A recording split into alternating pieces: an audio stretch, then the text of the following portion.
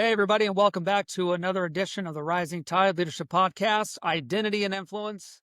My name is Mo, and I'll be sitting in the host chair today because I have back with me Dr. Lim Usita. Dr. Lim, what up? Yes, sir. How are you, man? Always great to be with you. Just love doing these episodes with you and can't wait to get into this one, man. So good seeing Yeah, you. today's episode is a little bit different. So, we're pulling from leadership insights on the high seas, literally. So, if you've ever watched Deadliest Catch, it's not just about catching crab, it's a show about grit, teamwork, leadership. It's about being under pressure. Yeah, I just was watching the show Deadliest Catch, and this obviously from years ago. And I titled this one Leadership Lesson 35, Deadliest Catch Lesson.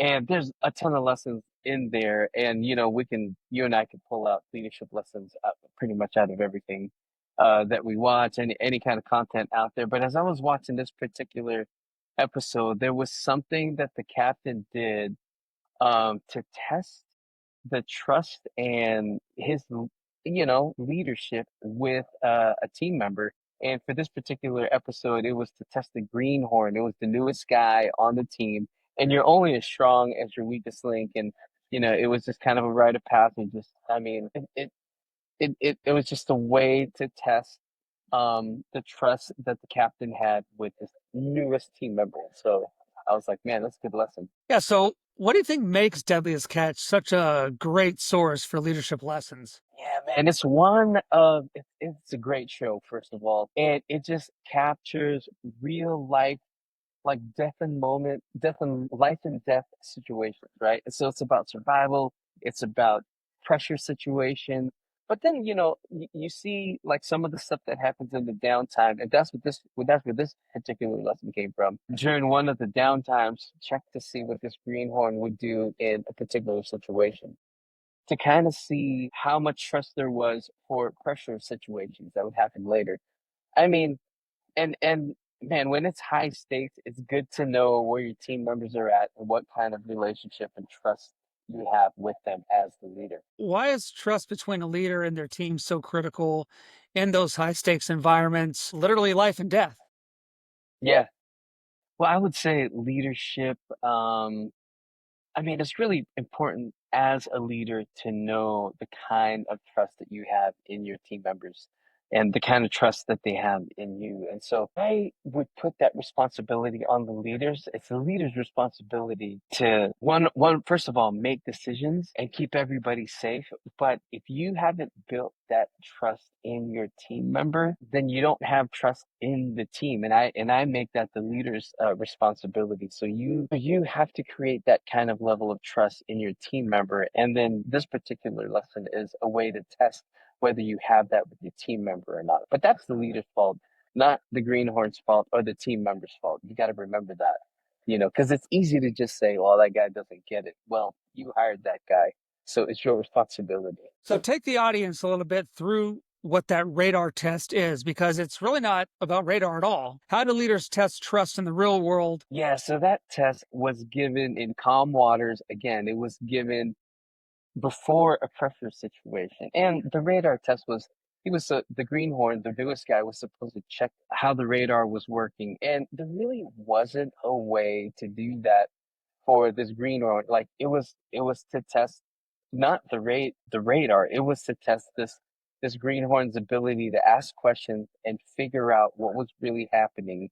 and how he could do that test. And so the radar typically works, but it was a test on the greenhorn's ability to figure out and problem solve. And so I highlight that it was given in calm waters and it wasn't given when it was a pressure situation, when it was a matter of life and death. Like when it's a pressure situation, I don't know that it's a great time to be testing people. You know what I mean? Because you're focused on you have an objective and you have like an objective to keep everybody safe, and testing in pressure situations isn't the most ideal, and that's part of the reason why I wanted to highlight this lesson. Test when the waters are calm, test when there isn't a pressure situation, so that you can create a learning environment and figure some stuff out. But yeah, the radar test had nothing to do with the radar. It had everything to do with with trust and problem solving of the newest team member. What do you think the difference is between blind obedience and earned fellowship? And how do you tell the difference? I think the difference is in maturity and grit. Like you can tell the difference in their attitude, right? Um, I, it's like, the way to test someone is to give them like a 1 foot fence is what I call the 1 foot fence, the principle of the 1 foot fence. It's an easy task for them to complete. And all you got to do to step over a 1 foot fence is just take a step over a 1 foot fence. I mean, it's not really that tall. And then you watch their attitude. Watch your attitude before they do it. Watch your attitude when they receive that instruction. And then watch their attitude after. Like it's setting up someone for success, first of all, in an easy task. But like their reaction to how they receive instruction and how they complete it, like will tell you the difference between blind obedience and earned followership. Like their attitude makes all the difference, right? And I think the maturity and their grit really shines through. Like if they follow you, but then they have a bad attitude, I mean, the way that they do that thing is the way that they're going to do everything. But if they follow and they do it with purpose and they do it with purpose, with some maturity, then they're not gonna be worried about, you know, they're not going to be worried about that. They're not going to be giving you attitude about it. And so I think that's the difference, right? Someone's maturity, someone's grit, and then just watching their attitude. Also, if you're using referent power, and if you don't understand what that is, you can go back to a previous episode we did on um, power bases. And referent power is the most powerful out of all the powers. And if you're leading with referent power, then someone will follow you, not blindly, but like someone will follow you, and it's earned followership for sure. And they'll follow you, no questions asked. So, if you've earned that trust, then you can wield that referent power and people will follow you. Yeah, speaking of trust, the captain in that episode said a crew member willing to do anything for the captain is priceless. How does that translate to leadership in a workplace or a nonprofit setting? When I think of that question, my first thought is I would do anything for a level 5 leader, right? Like a level 5 leader. If the captain's a level 5 leader, I'd do anything for them. And so I guess the first question is like, is the captain a level 5 leader? Because that quote is a crew member willing to do anything for the captain is priceless.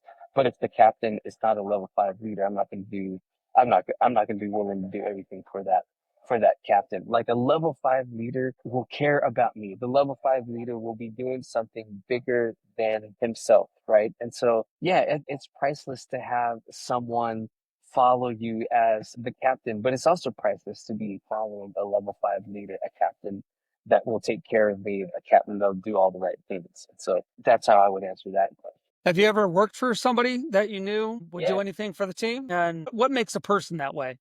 Yeah, man. I've worked for a level 5 leader before. I've worked for a captain that I would follow. And what made them that way is that they cared about me and they cared about what we were doing and they weren't selfish.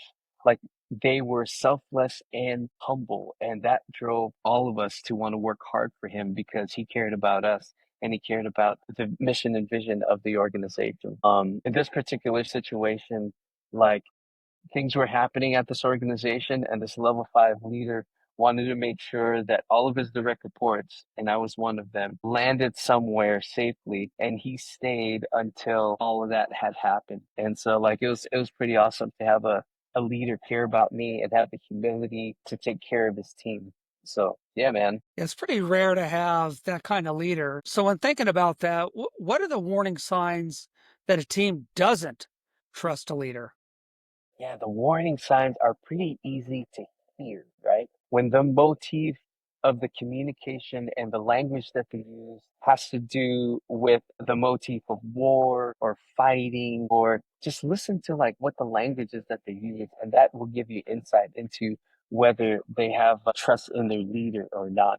The other thing is if they other the leader, if the leader is not part of the team or they don't talk about the leader as being with us, then they have othered that leader. And so then there isn't that unity and there isn't that leadership over because they're out there, they are different, they are, not a part of us. right? You haven't built that leadership culture where we're all together in on this thing. And so listen to the language that they use, and you can kind of tell, if there isn't trust in the words that they say and how they talk about the leader, if they talk about the leader as being other and not a part of us. What can a leader do to regain trust if it's been broken or maybe it's never even been established?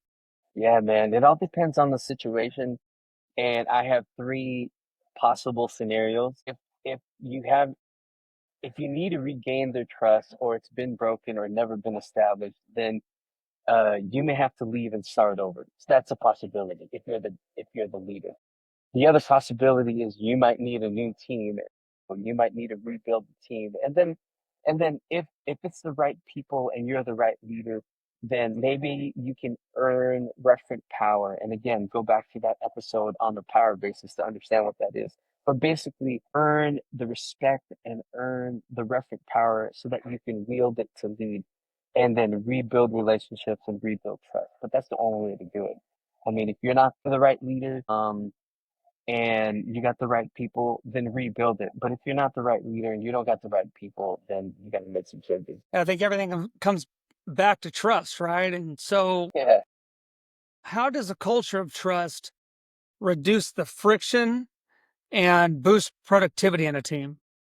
yeah, man. I think trust cuts through that friction and it definitely builds productivity because you guys are all working together. You guys are a team. You're working in a leadership culture, and trust is the thing that makes that happen. You're not wasting time and you're not managing people or feelings or the situation. You can actually lead. Go back to the episode that we recorded about leadership and managing. You're either managing or you're leading.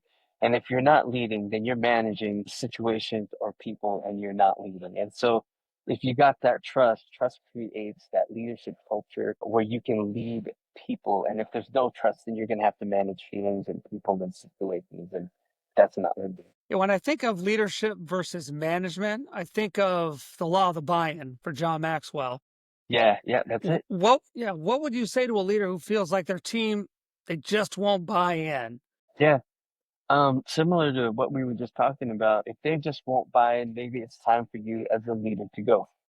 John Maxwell talks about like if the leader, I mean, Yeah. he talks about like getting into a situation and the organization has got themselves in that situation. And if you don't make changes in leadership or personnel, then you're going to keep doing the same thing. And so is it time for you to go? Is it time to get a new team? Those are questions that you're going to need to ask as a leader. But if you're going to work through them, again, you can earn reference power, rebuild trust, rebuild those relationships in order to get that buy-in. And if it just can't happen for all kinds of reasons, then you need to go or the team needs to go. What are some practical steps that a new leader, whether new to their first position of leadership or Yeah, new to a company yeah, that they're just first getting there, that they could take maybe in the first 30 days to say, I want to build trust, I want to build trust quickly, and I want to be authentic? yeah. One of the quickest ways you can do that is to take the disc assessment, right?